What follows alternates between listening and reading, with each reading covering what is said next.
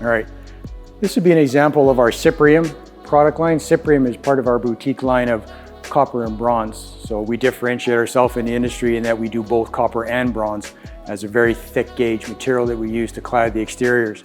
Some of the unique characteristics of Cyprium are that our cladding runs around the perimeter of the combination. So here you've got a 2/2/2, where on a clad version would be 6 individual boxes mulled together with strips in between.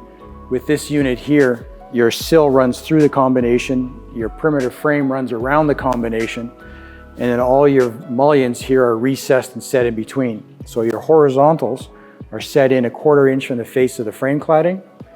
Your verticals are set in 1/4 inch from the horizontal for a total of 1/2 inch from the perimeter cladding.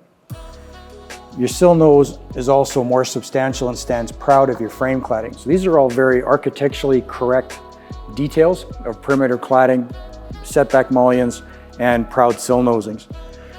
Being that it's a Cyprium unit, we use a triple sash, so it's got more bulk and mass to it, which lets us use deeper, richer SDL profiles on both the interior and on the exterior. When we developed Cyprium, we were very much trying to be true to the authenticity and the antiquity of the copper and bronze product line, so we do allow for exposed solder joinery.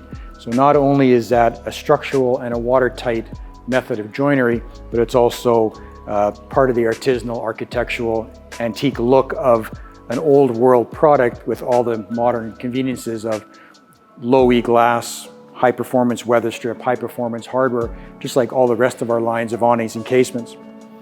We do this in a couple different finishes. You can have the copper Natura, which is its unfinished state, or the bronze Natura in its unfinished state. So rather than being a shiny copper penny look, it has a bit of a matte finish that's been brushed to remove any imperfections or finger marks from the copper prior to shipping.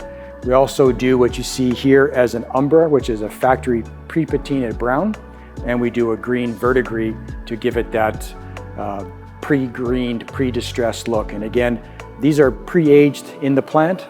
Once these hit the field, they will do what nature wants copper and bronze to do, because it is a living finish. So you can't assume that the finish that's applied will stay that way for time eternal in the field. It is going to continue to evolve and change, because that's just what copper and bronze does as a living material.